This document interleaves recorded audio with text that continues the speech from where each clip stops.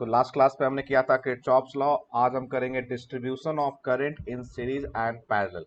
तो सीरीज में तुम्हारा पोटेंशियल डिस्ट्रीब्यूट होता है और पैरेलल में करंट डिस्ट्रीब्यूट होता है। तो जो हमने कैपेसिटर के लास्ट क्लास में जो हमने कल किया था सेम चीज यहाँ पे, वहां पे चार्ज और पोटेंशियल था, यहाँ पे करंट एंड पोटेंशियल है। फॉर्मूला भी देखोगे एक ही जैसा है। और प्रॉब्लम बनाने में इसका सबसे ज्यादा यूज होता है, शॉर्ट टेक्निक यूज करने में देखोगे। तो कैसे बनेंगे तो देखो मैं बता देता हूँ। है वही चीज जो हमने पहले कर रखा है। यदि हमारा सीरीज कॉम्बिनेशन है,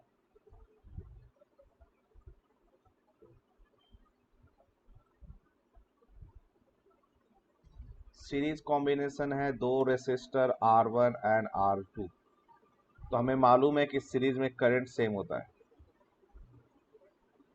करंट दोनों में से, पोटेंशियल अलग अलग होगा। तो फॉर्मूला कैसे बनेगा, तो V इक्वल टू होता है आई आर। आई सेम है तो V किसके प्रोपोर्शनल हो गया, आर के। तो मैंने बताया था ना कैपेसिटर में आर के प्रोपोर्शनल है, तो V1 निकालना है तो क्या लिखेंगे, ऊपर R1 divide by R1 plus R2 into total V। और R2 के क्रॉस वोल्टेज निकालना है तो R2 divide by R1 plus R2 into total V। बोलो क्लियर है ये।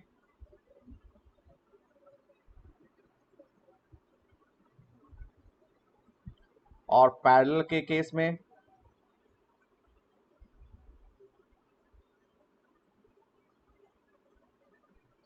पैरेलल में पोटेंशियल डिफरेंस सेम होता है, करंट जो है डिस्ट्रीब्यूट होता है R1 R2। यहाँ से करंट जा रहा है I, तो कुछ करंट इधर जाएगा I1, कुछ करंट इधर जाएगा I2। तो I जो है दो पार्ट में डिस्ट्रीब्यूट हो गया, I1 प्लस I2। यहाँ पे फॉर्मूला कैसे याद रखेंगे, तो I इजकल टू होता है V बाई आर। पैरेलल में पोटेंशियल सेम, तो ये R के इनवर्सली प्रोपोर्शनल हो गया। इनवर्सली प्रोपोर्शनल है तो I1 निकालना है, देखो तो ऊपर हमने लिखा है R2 और नीचे I2 निकालना है तो ऊपर हमने लिखा है R1। इस तरह से हमें करेंगे। यही चीज मैंने कैपेसिटर में भी बताई थी।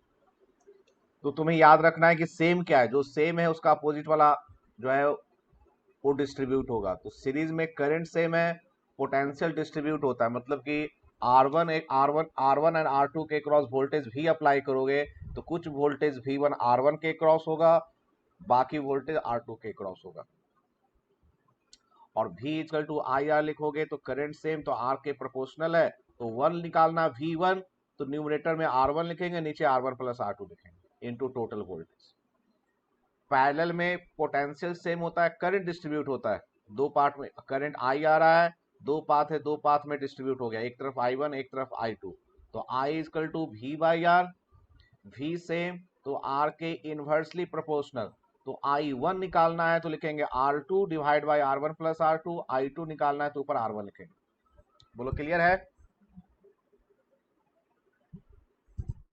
प्रॉब्लम बनाने में जो मैंने किरचॉफ्स लॉ बताया था उसका यूज होता है लूप रूल लगा के कुछ प्रॉब्लम को करने में, ठीक है। लेकिन सर्किट को सॉल्व करने चूंकि उसमें टाइम बहुत ज्यादा लगता है तो उस तरह के क्वेश्चन एग्जाम में आते नहीं है, ठीक है।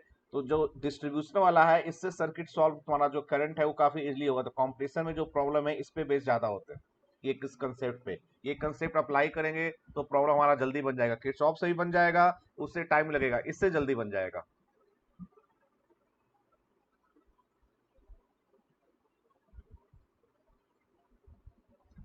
तो इस टॉपिक को अच्छे से करना है, क्योंकि समझो कि एक क्वेश्चन दो क्वेश्चन तुम्हारा इस पे बेस्ड रहना ही रहना है। इस क्वेश्चन को करो।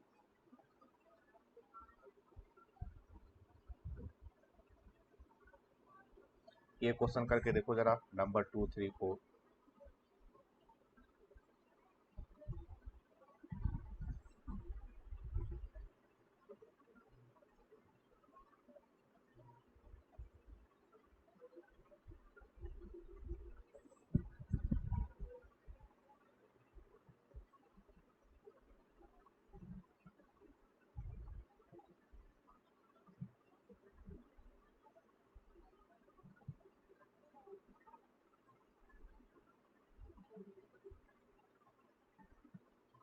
इसमें कह रहा है कि हमारे पास 4 वायर है, उनका लेंथ का रेशियो गिवन है 1:2:3:4। मेटल सेम है, रेडियस सेम है। मेटल सेम है तो रेसिस्टिविटी सेम है, रेडियस सेम है तो एरिया सेम है।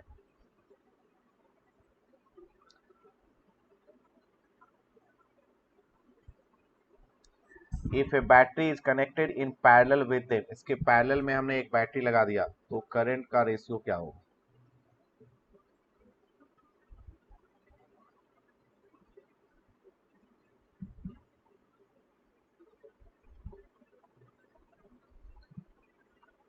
इसका मतलब जो चारों वायर है उसको पैरेलल में कनेक्ट किया हुआ है। नंबर 2 क्वेश्चन में जो वायर है वो पैरेलल में सारे रेसिस्टेंस कनेक्टेड है। यहाँ पे इस तरह से है तुम्हारा,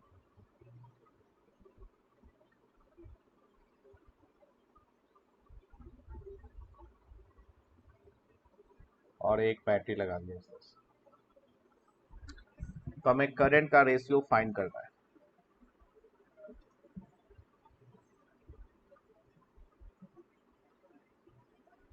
तो कैसे फाइंड करोगे? करंट इजकल टू क्या होता है? V by R. R equal to होता है rho into L by A. तो देखो करंट जो है इनवर्सली प्रोपोर्शनल हो गया लेंथ के।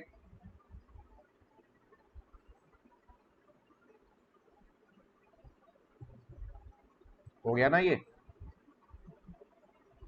तो I1 ratio I2 ratio I3 ratio I4, ये क्या हो जाएगा? ये हो जाएगा 1/1 रेशियो 1/2 रेशियो 1/3 रेशियो 1/4। अब इसका तुम क्या करो, एलसीएम से मल्टीप्लाई कर दो, तो एलसीएम होगा 12, 12 से मल्टीप्लाई कर दो तो ये बन जाएगा 12 रेशियो रेशियो 4 रेशियो 3। तो आंसर हमारा ए आ जाएगा। जब रेशियो फ्रैक्शन में हो तो तुम्हें क्या करना है, डिनोमिनेटर के एलसीएम से मल्टीप्लाई कर दे ताकि वो रेशियो इंटीजर में बन जाए। क्लियर है कंसेप्ट?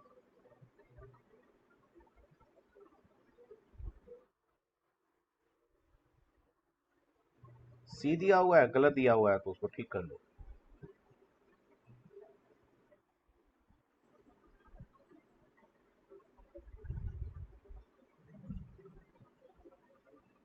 अब दूसरे सेशन नंबर 3 या नंबर 4 करना।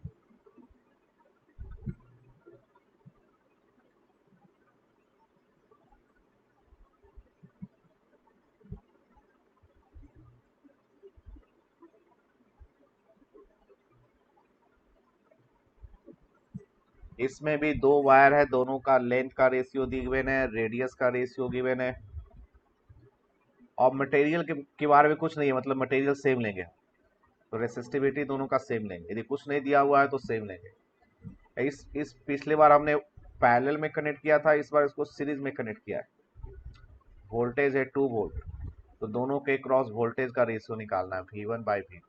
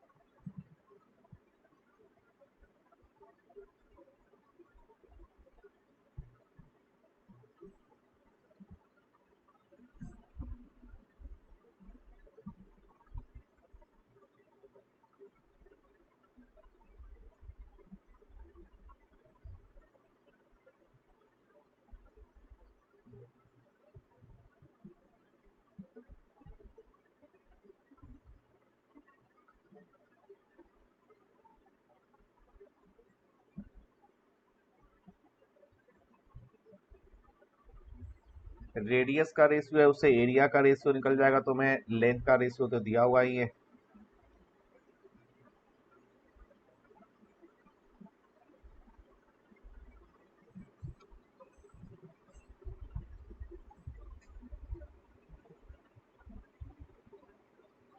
V equal to I R. Series में करंट सेम होता है तो रेसिस्टेंस के डायरेक्टली प्रोपोर्शनल। तो इसमें V1 V2 अलग अलग नहीं निकालना है, हमें रेशियो निकालना है। तो प्रोपोर्शनल है तो इसको ये जानते हो V1/V2 को लिख सकते हैं R1/R2। या फिर इसको यहीं पे कन्वर्ट करो, रुको, और टेक्निक बता रहा हूँ ताकि तुम्हें समझ में आसानी हो। और रेसिस्टेंस का फॉर्मूला क्या होता है, rho into L by A. Rho cancel, ये प्रोपोर्शनल हो गया L divide by R square.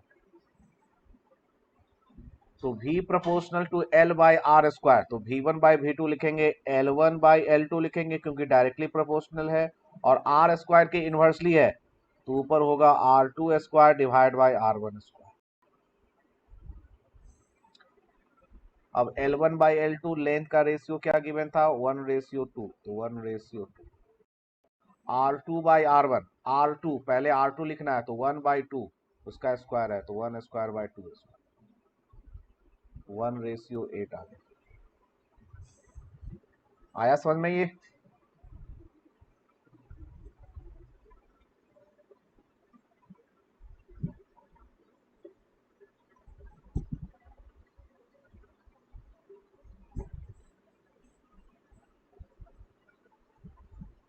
बोलो क्लियर है?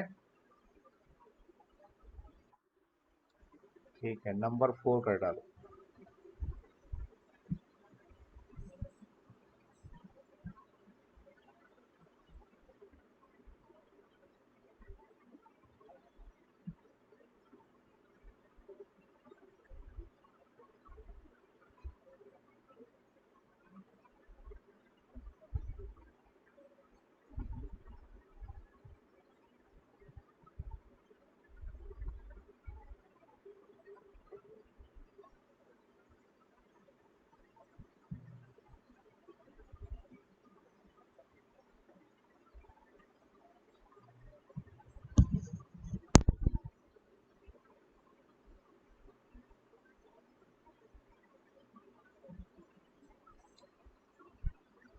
इसमें तो 3 रेसिस्टेंस है और तीनों पैरेलल में कनेक्टेड है,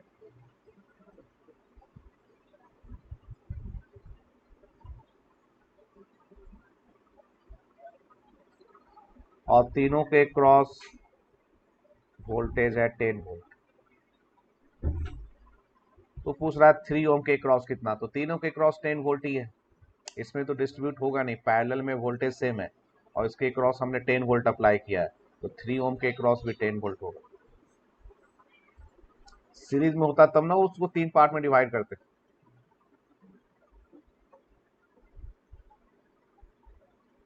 क्लियर? जैसे नंबर देखो, इसमें तीनों रेसिस्टेंस को पैरेलल में कनेक्ट किया, लिखा हुआ है 3 resistance 2, 3 and 5 ohm are connected in parallel to a battery of 10 volt, और इसको 10 वोल्ट के क्रॉस पैरेलल में कनेक्ट किया हुआ, तो तीनों के क्रॉस 10 वोल्ट है, तो कह रहा 3 ओम के क्रॉस कितना, तो उसके क्रॉस भी 10 वोल्ट।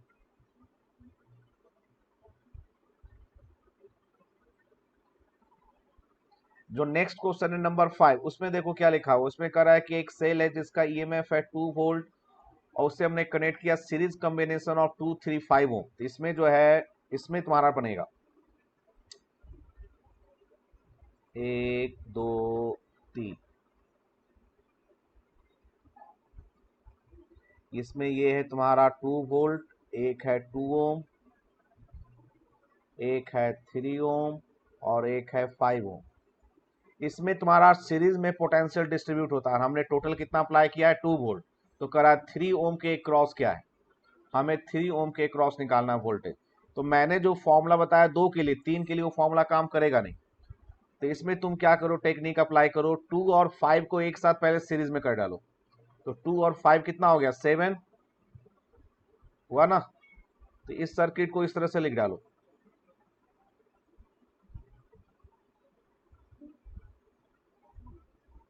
ये 2 वोल्ट, एक कर लो 7 ओम और दूसरा है 3 ओम।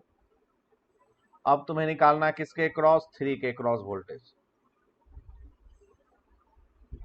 तो इसमें भी मैंने बताया था आर के प्रोपोर्शनल होता है, तो भी जो तुम्हें निकालना है 3 के क्रॉस निकालना है, तो 3 डिवाइड बाय 7 प्लस 3 इंटू 2, तो आंसर हो जाएगा 0.6।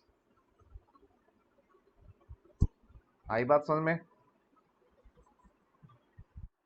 क्योंकि प्रोपोर्शनलिटी वाला में जो मैंने मेथड बताया वो 2 के लिए ही काम करेगा, 3 के लिए नहीं काम करेगा, तो 3 के लिए काम करना हो तो इस तरह से करना होगा। तो बाकी दोनों को एक कर दो ताकि दो बन जाए। तो ये हमने कर लिया इस तरह से। अब यहाँ से क्वेश्चन जो हमने अभी पढ़ा है distribution of currents and potential, उसका यूज होगा तुम्हारा।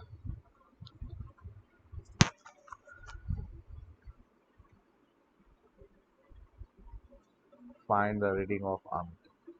ये तो सिंपल है, ये बना लो। नंबर 2 करना।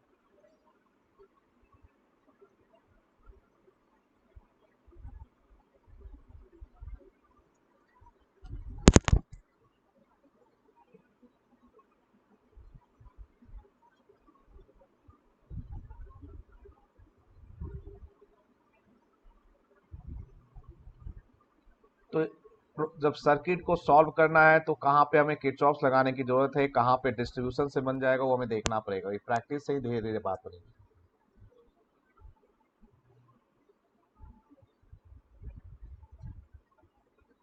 प्रैक्टिस करोगे तभी तुम्हें पता चलेगा कि कहाँ पे डिस्ट्रीब्यूशन का यूज करें, कहाँ पे किरचॉफ्स का यूज करना पड़ेगा।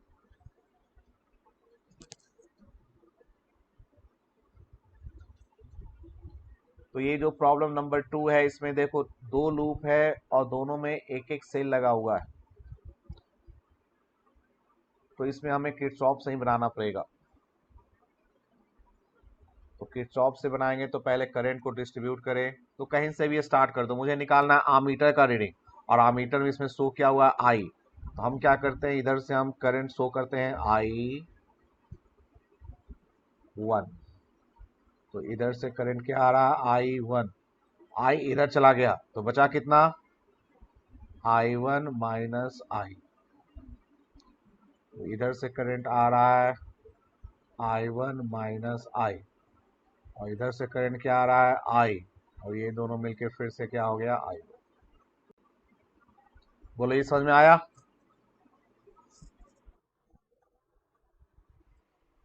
इसलिए क्योंकि देखो मैंने जो ऊपर से करंट आ रहा हूं ना मैं, वो I1 लेके आ रहा हूं, और I1 में से कुछ I चला गया तो बचा कितना। ठीक है, देखो इस जंक्शन पे आ रहा है I1, एक तरफ गया I तो दूसरी तरफ कितना गया I1 माइनस आई। क्योंकि इसमें प्रॉब्लम में ही I यहाँ पे लिखा हुआ है तो इसको हम चेंज नहीं करना चाह रहे थे। अब हमें निकालना है I का वैल्यू, तो हमारे पास दो अननोन है ना, I एंड I1, लूप भी दो है, तो बस अप्लाई कर दो इसमें। इसमें इस एक बार इसमें लगा दो लूप रूल, एक बार इसमें लूप रूल लगा दो। तो देखो मैं बता देता हूँ, यहाँ से स्टार्ट करते हैं।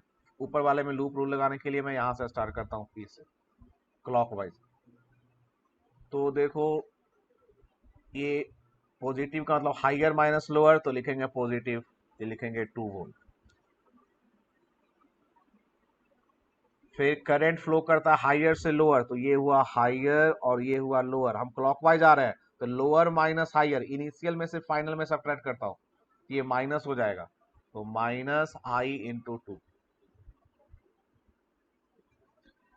फिर इधर चलोगे तो करंट फ्लो कर रहा है इसमें, हाइयर से लोअर फ्लो करता है, तो इसमें भी लोअर माइनस हाइयर, तो ये हो जाएगा -I1 × 2 इक्वल टू 0। ये इक्वेशन बन गया I + I1 = 1। तो I1 का वैल्यू हो गया 1 माइनस आई। ठीक है, यहां तक बताओ।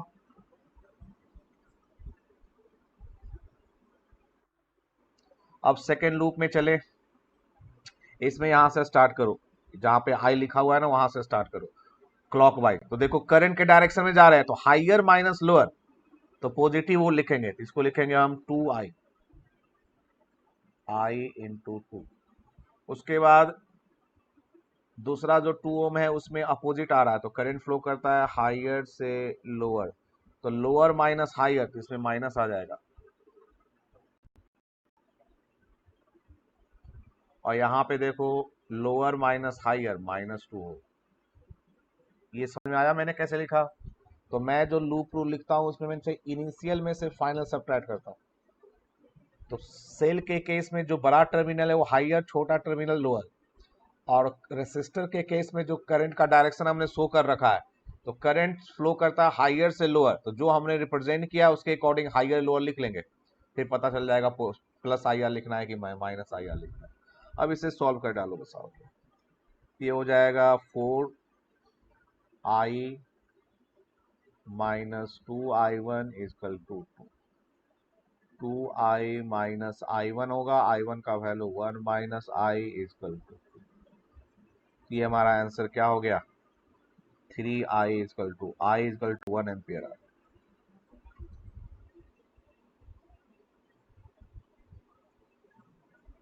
तो आमीटर से करंट आई फ्लो कर रहा है तो आंसर 1 एम्पियर है।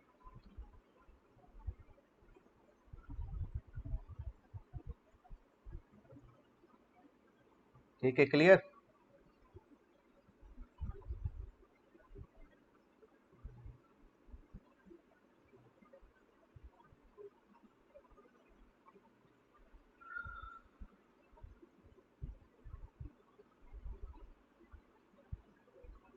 अब ये नंबर 3 करोगे।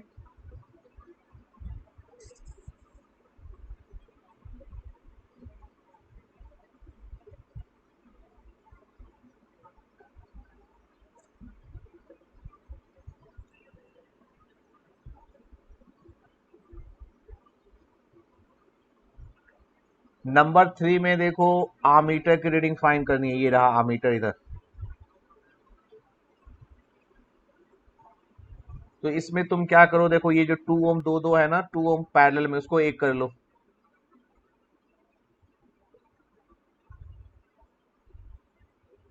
और यहाँ पे जो भी लिखा हुआ है वोल्ट मीटर है, वोल्ट मीटर का कोई रेसिस्टेंस कुछ नहीं लिखा हो तो आइडियल लेंगे, आइडियल लेंगे तो उससे करंट फ्लो नहीं करेगा, तो उसका कोई रोल है नहीं।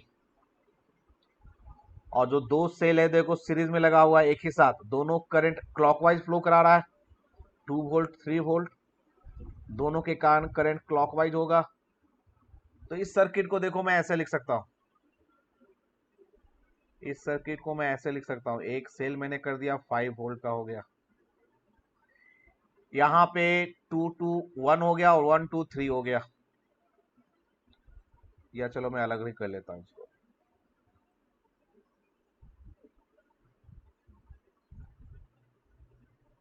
और ये 2 है, तो ये हो गया 2 ओम, ये हो गया 1 ओम, ये हो गया 2 ओम।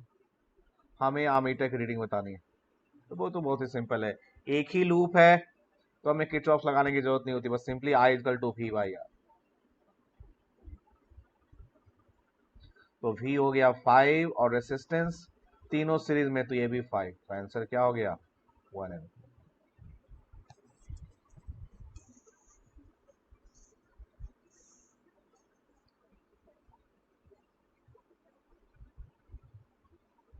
क्लियर है।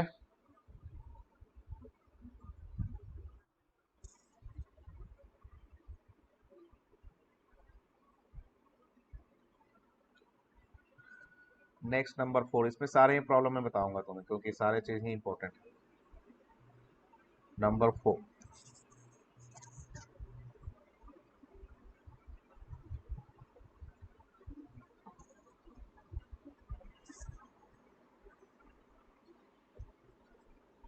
तुम्हें आमीटर की रीडिंग बतानी है।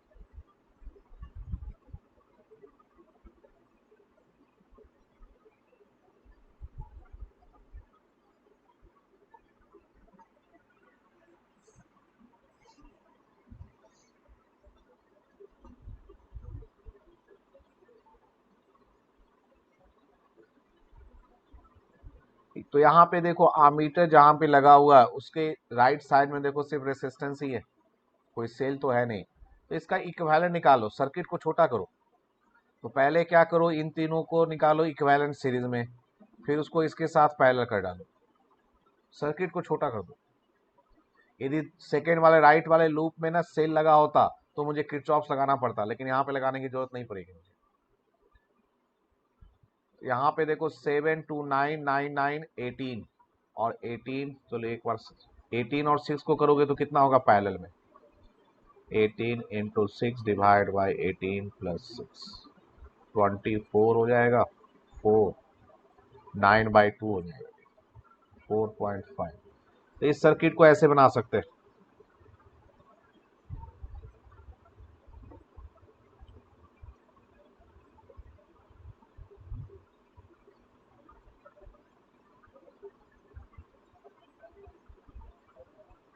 ये हो गया 4.5 ओम, ये हो गया 4 ओम, ये हो गया 6 ओम, ये हो गया 0.5 ओम और ये हो गया 15। अब इसमें एक ही लूप है तो कोई दिक्कत ही नहीं है, आई फाइंड करना है। तो आई इजकल टू 15 वोल्ट और सारे रेसिस्टर सीरीज में, तो 4 प्लस 6 10 हो गया और 0.5 प्लस 4.55 15 हो गया। तो इसका भी आंसर 1 एम्पियर।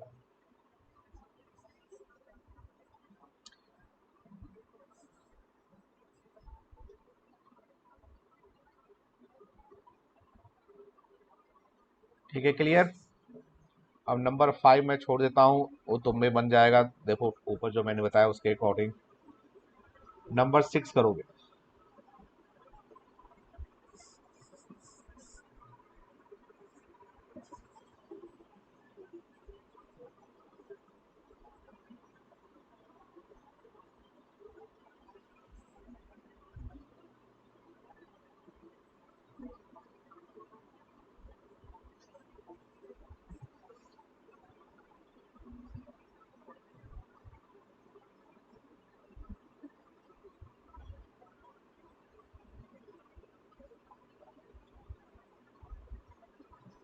नंबर 6 में तुम्हें आमीटर का रीडिंग मतलब 6 ओम से जो करंट फ्लो कर रहा है वो फाइंड कर।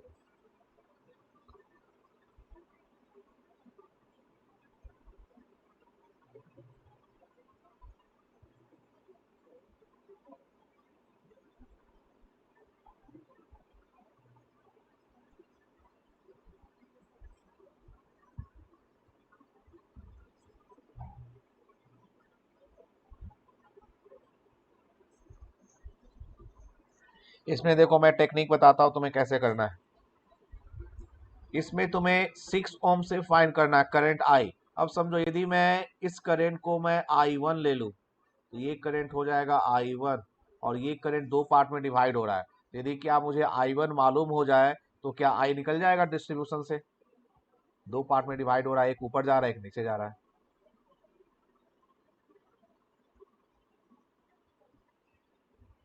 यदि मैं I1 निकाल लूं तो फिर I निकल जाएगा, क्योंकि पैरेलल में करंट डिस्ट्रीब्यूट होता है, दोनों रेसिस्टेंस मालूम है। तो पहले देखो यदि I1 मिल जाए तो I का वैल्यू क्या होगा, तो I जो है R के इनवर्सली प्रोपोर्शनल होता है, तो I का वैल्यू हो जाएगा 6 से निकालना है तो 3 divide by 3 plus 6 into I1। ये बताओ ये समझ में आया।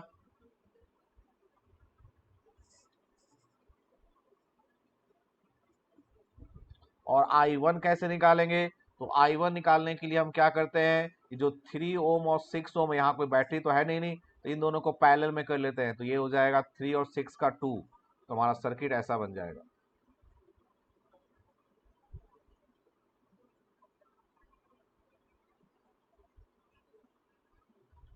ये भी 2 ओम, ये भी 2 ओम और ये 12 ओम। और ये जो करंट है ये करंट क्या है, I1। तो I1 का वैल्यू हो जाएगा 12/4, ये हो गया 3 एम्पियर और इसको यहाँ पे पुट कर दोगे, ये आंसर आ जाएगा। ये आया समझ में कैसे किया हमने।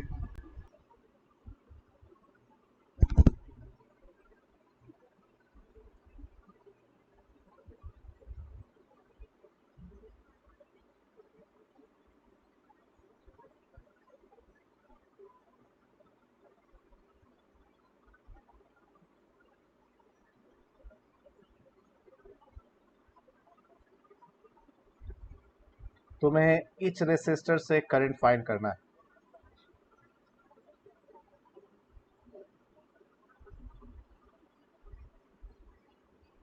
12 वोल्ट, ये तुम्हारा 6 ओम, 12 ओम, 2 ओम।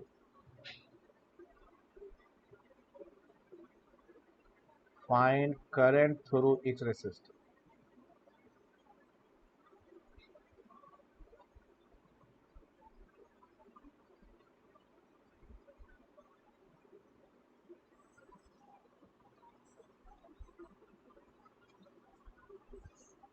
तो एक सेल है 12 वोल्ट और 3 रेसिस्टर है, 2 ओम, 6 ओम, 12 ओम। तुम्हें इच रेसिस्टर से करंट फाइंड कर।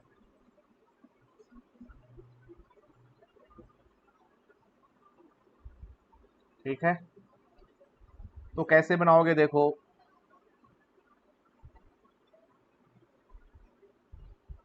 ये जो सर्किट है इसमें 6 और 12 ओम जो पैरेलल में, उसको एक कर लो, तो ये तुम्हारा बन जाएगा क्या,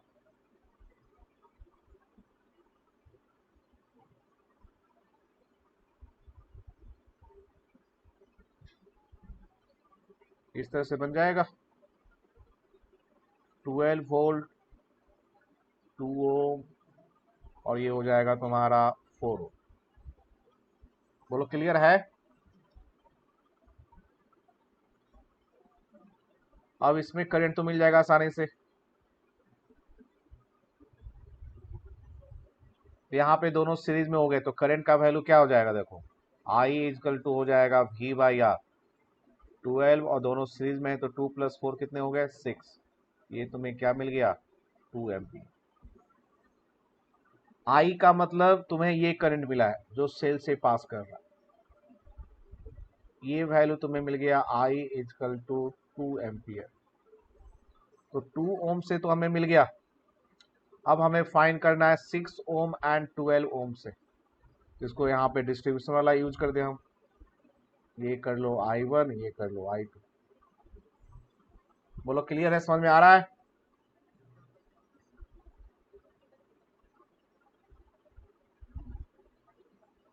यस।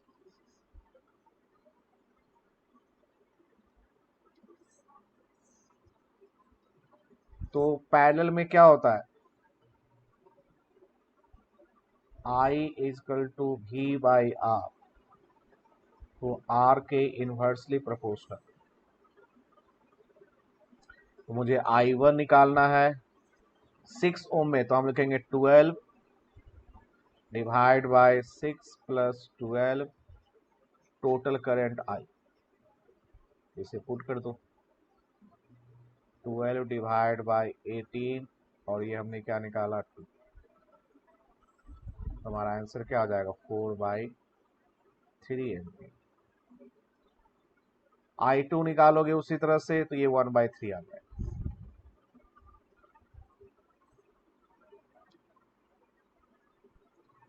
I2 उसी तरह से निकाल लो, या फिर इस तरह यहाँ पे जंक्शन रूल भी लगा सकते हो कि देखो एक तरफ से करंट कितना आ रहा था, 2 एम्पीयर, चला गया I1, तो बचा कितना, 2 - I1, ये हो जाएगा 2/3 एम्पीयर।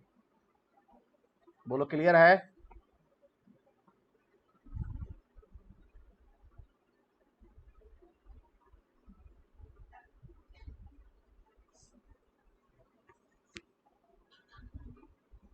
बताओ क्लियर है या नहीं। बोल ही नहीं रहे तो कैसे समझ में आएगा।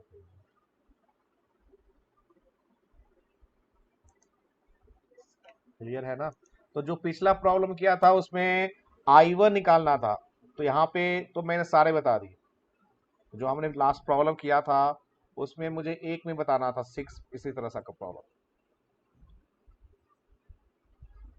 अब देखो इसी तरह का एक और प्रॉब्लम।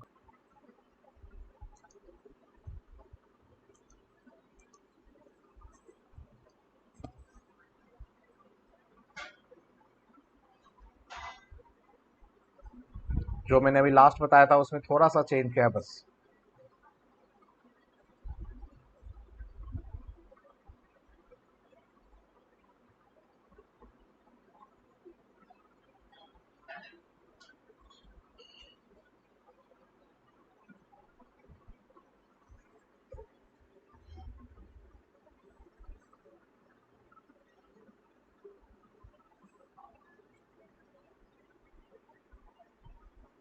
तो इसमें एक दूसरा सर्किट जो मैंने बताया था उस तरह से बना डालो, फिर बन जाएगा तुम्हारा।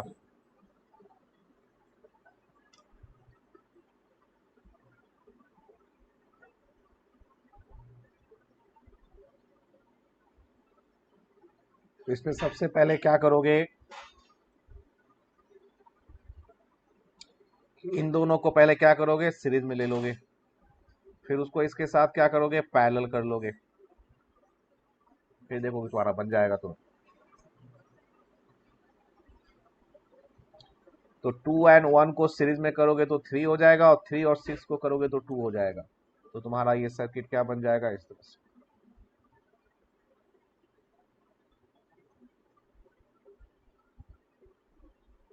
ये हो गया 12 वोल्ट, ये है 1 ओम, और ये 2। अब तुम्हें इसमें करंट मिल जाएगा, आई इजकल टू क्या हो जाएगा, V/R, 12/3। ये क्या बन गया, 4 एम्पीयर। आई का मतलब कौन सा करंट मिल गया तुम्हें, ये करंट मिल गया तुम्हें 4 एम्पीयर। अब दो पार्ट में डिवाइड करना है, डिवाइड कर डालो।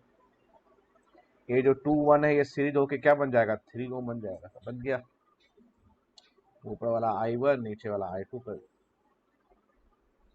तो I1 करेंगे तो R के इन्वर्सली प्रोपोर्शनल होता है, तो नीचे है 6, तो 6/3 + 6 इंटू टोटल करेंट 4। ये हो गया 6 इंटू 4/9, 8/3 एम्पीयर। I2 के लिए मैंने बताया था जंक्शन रूल अप्लाई कर दो, R आया 4, एक तरफ गया 8/3, ये हो गया 4/3। बोलो क्लियर।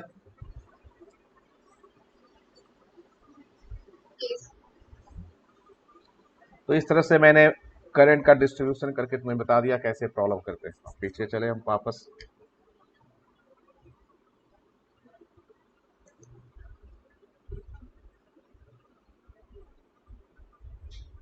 तो जो हमने यहाँ पे प्रॉब्लम नंबर 6 किया था, इसमें हमें 3 ओम में फाइंड करना था।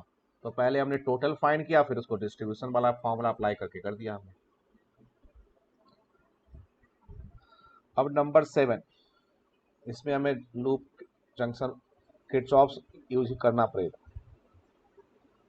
नंबर 7 करो।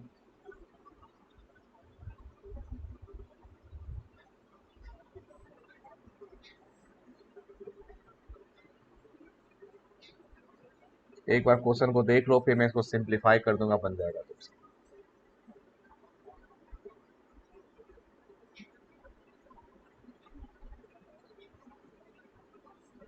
यहाँ पे देखो 2 लूप है और 4 बैटरी लगे हुए हैं।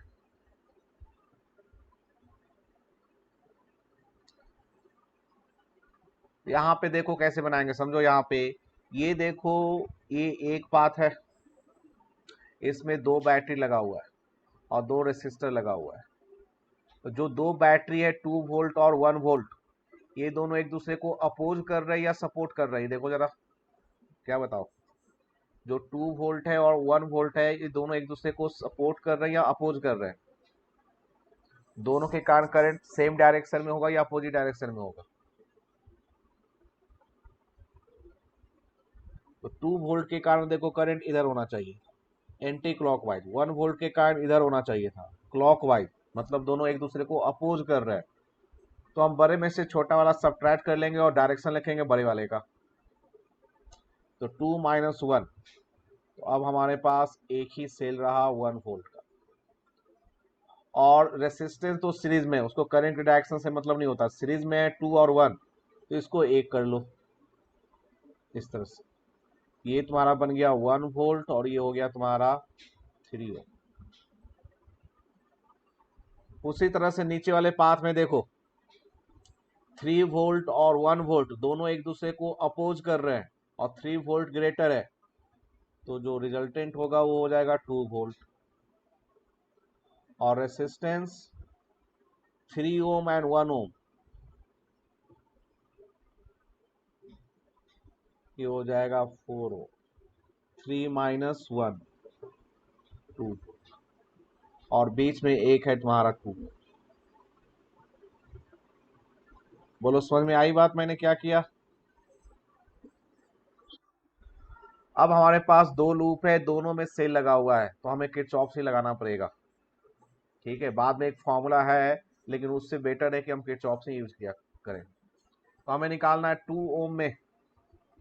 तो हम करंट कहीं से भी स्टार्ट कर सकते हो।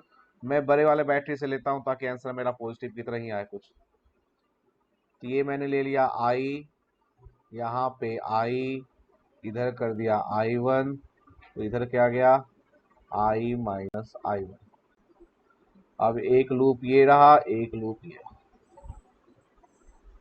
दोनों लूप में इक्वेशन लिखेंगे, आंसर आ जाएगा। हमें निकालना है I1 का वैल्यू। बोलो क्लियर? ये तो कर लोगे अब। तो करंट क्लॉकवाइज फ्लो करे या एंटी क्लॉकवाइज, लूप रूल तुम कोई भी लगा सकते हो, क्लॉकवाइज या एंटी क्लॉकवाइज। बेटर ये है कि तुम जो प्रैक्टिस करते हो क्लॉकवाइज, तो हमेशा क्लॉकवाइज ही लगाया करो या हमेशा एंटी क्लॉकवाइज ही लगाया करो, ताकि कोई कंफ्यूजन न हो, क्योंकि उससे कोई फर्क नहीं पड़ता ना। तो टाइम में तुम्हें ऐसा है कि क्लॉकवाइज में कम टाइम लगेगा, एंटी क्लॉक में ज्यादा टाइम लगेगा, ऐसा कुछ नहीं है। तो कोई एक ही रूल लगा के रखो ताकि तुम्हें बाद में कोई कंफ्यूजन ना हो, कि तुम्हें जब रीचेक कर रहे हो तो तुम्हें पता ना चले, कंफ्यूज ना हो जाए कि तुमने क्लॉकवाइज लगाया था लूप रूल या एंटी क्लॉकवाइज। तो तुम्हें मैं हमेशा एंटी क्लॉकवाइज लगाता हूं, तुम चाहो तो एंटी क्लॉकवाइज लगाओ, उससे कोई फर्क नहीं पड़ता ना। तो टाइम में कोई कमी होगी कि ना किसी चीज की कोई फर्क पड़ता है। लेकिन एक ही जो प्रैक्टिस करते हो वही हमेशा यूज करना चाहिए। नेक्स्ट क्वेश्चन, ये तो नंबर 8 बन जाएगा तुम्हारा, इसमें तो कुछ नहीं। नंबर 9 तो व्हीटस्टोन ब्रिज है, नंबर 10 भी व्हीटस्टोन ब्रिज है, वो तो 0 हो जाएगा। नंबर 10, नंबर 11 करेंगे। नंबर 11,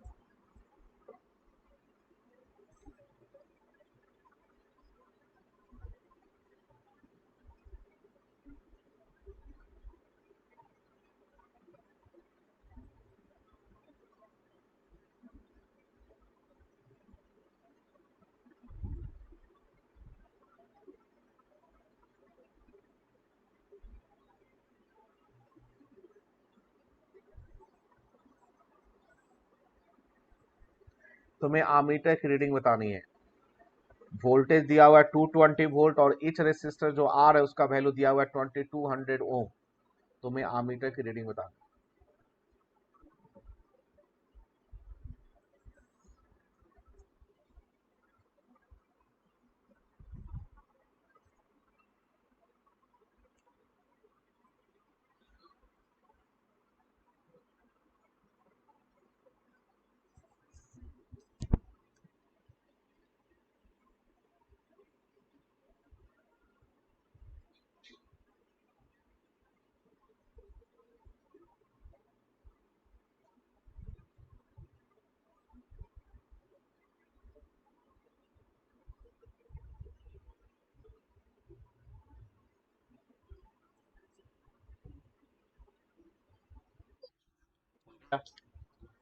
तो इसमें देखो क्या करना था, ये जो 4 रेसिस्टर है उसको इकट्ठा कर लो पैरेलल में, और ये 3 को इकट्ठा कर लो, क्योंकि बीच में एक आमीटर लगा हुआ है ना, तो इसको इधर कर लो, इसको इधर कर लो, तो इस सर्किट कुछ इस टाइप का बन जाएगा।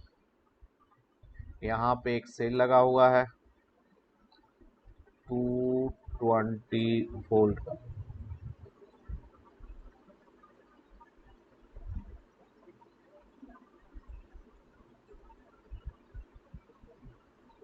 और यहाँ पे एक आमीटर है। ये है R/4, ये है R/3। तुम्हें फाइंड करना है आमीटर का रीडिंग। तो आमीटर में देखो वही करंट फ्लो कर रहा है ना, जो तुम्हारा R/4 में फ्लो कर रहा है। और R/4 के क्रॉस देखो कितना वोल्टेज है, 220 है, उसको R/3 से कोई मतलब ही नहीं है। क्योंकि इसलिए क्योंकि देखो यहाँ पे ना कोई रेसिस्टर नहीं लगा हुआ है। यदि यहाँ पे रेसिस्टर लगा होता तो प्रॉब्लम हो जाती, लेकिन यहाँ पे कोई रेसिस्टर नहीं है। तो इन दोनों पॉइंट P एंड Q लिख लूँ मैं, तो P एंड Q के क्रॉस 220 वोल्ट ही है। रेसिस्टर होता तो 220 नहीं होता। तो P एंड Q के क्रॉस 220 है, तो R/4 के क्रॉस भी 220 ही है। तो हमारा आंसर क्या हो जाएगा, I इजकल टू हो जाएगा 220 डिवाइड बाई R/4। अब R का वैल्यू पुट कर दोगे, आंसर आ जाएगा।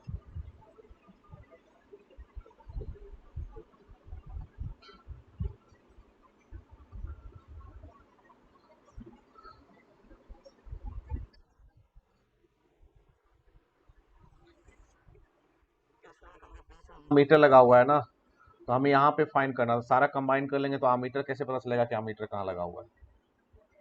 हमें आमीटर की रीडिंग फाइंड करनी है, तो उसको तो रखेंगे ना, उस इस वाले सेक्शन को तो हम बना के रखेंगे ना। ठीक है, तो इसको दो पार्ट में अलग अलग कर दिया ताकि वो बीच में अपनी जगह पे रहे। यदि सबको इकट्ठा कर देंगे तो आमीटर कहाँ है, यही नहीं पता चलेगा कि वो कहाँ पे लगा हुआ है।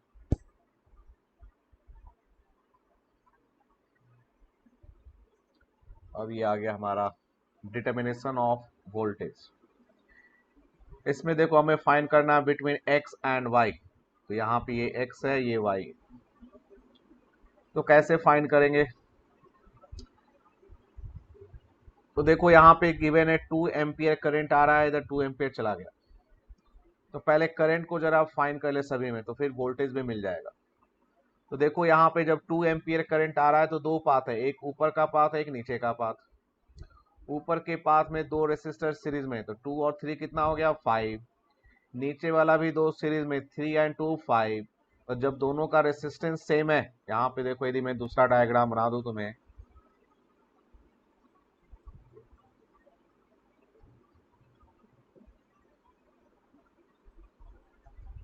तो यहाँ से करंट आ रहा है 2 एम्पियर, इधर भी करंट गया 2 एम्पियर। ऊपर वाले का रेसिस्टेंस भी सेम है 5 ओम, और नीचे वाले का भी सेम है 5 ओम।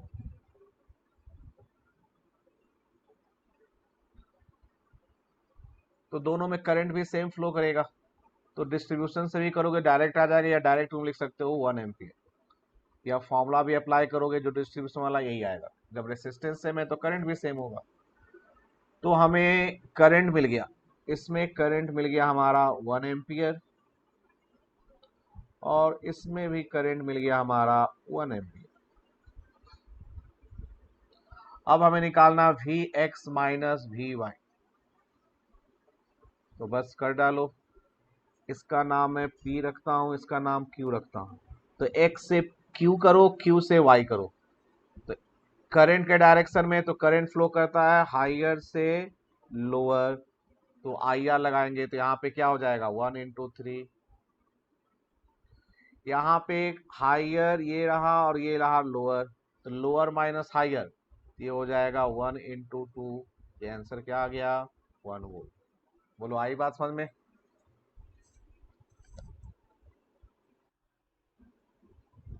अब नेक्स्ट नंबर 2 इसी तरह से करोगे, पहले करंट को डिस्ट्रीब्यूट कर लो, फिर वोल्टेज निकाल लेना।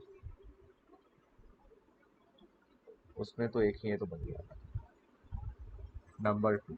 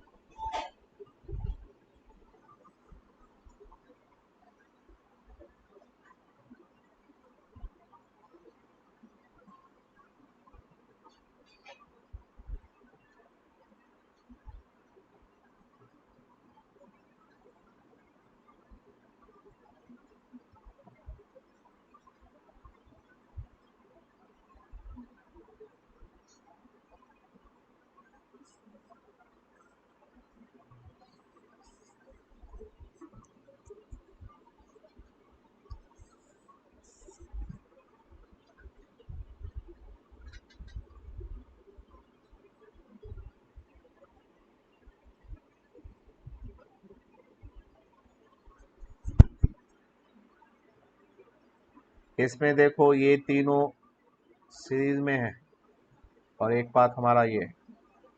तो 3 2 5 + 1 6, और दूसरी तरफ 3 है।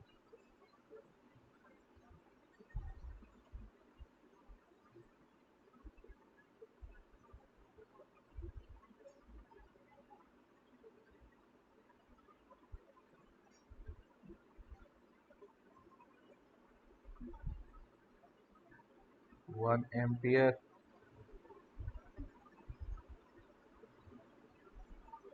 ये है 6 और ये है 3। अब ये दोनों पैरेलल में है तो फिर इस सर्किट को चेंज करोगे, ये एक ही रेसिस्टर बन जाएगा। ये हो जाएगा 2 ओम, ये है 1 एम्पियर, ये x ये y, तो Vx माइनस वी वाई करोगे 2 वोल्ट आंसर आ जाएगा। इसमें डिस्ट्रीब्यूशन करने की भी जरूरत नहीं पड़ेगी।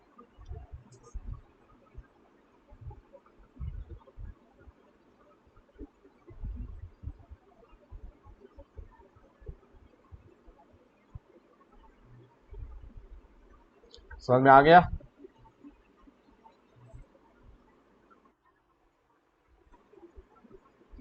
नंबर 4 देखो, उसी तरह का क्वेश्चन है जो हमने पहले ऊपर किया था। नंबर 5 करो।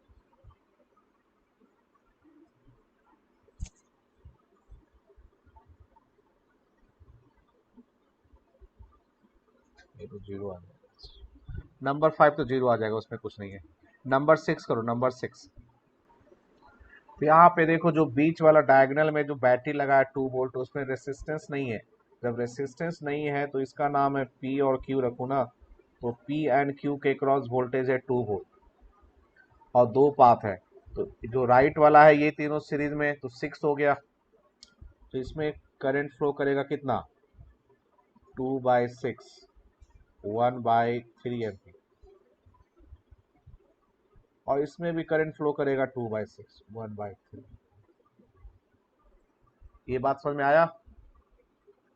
जो डायगोनल है उसमें कोई रेसिस्टर है नहीं है, उसमें वोल्टेज है 2 वोल्ट। मतलब डायगोनल का जो 2 पॉइंट है पी एंड क्यू, उसके क्रॉस वोल्टेज 2 वोल्ट है। तो जो राइट वाला पाथ है उसमें 3 सीरीज में है, तो 6, तो 2/6 हो गया, नीचे भी 2/6 हो गया। अब हमें निकालना V X minus V Y. तो x से y की तरफ चलो, तो x से पहले p चलते हैं। तो इसमें देखोगे ये करंट, ये हाइयर है ये लोअर है, ये लिख लिया करो। तो वैसे एक रूल है, करंट के अपोजिट जाओगे तो नेगेटिव लेना है, करंट के डायरेक्शन में जा रहे हो तो पॉजिटिव लेना है। तो x से p करंट के अपोजिट जा रहे हैं तो नेगेटिव, तो ये हो जाएगा -1/3 × 2। और p से y जाओगे करंट के डायरेक्शन में, तो करंट हो गया 1/3 और ये हो गया 4। तो आंसर हो गया हमारा 2/3। बोलो क्लियर?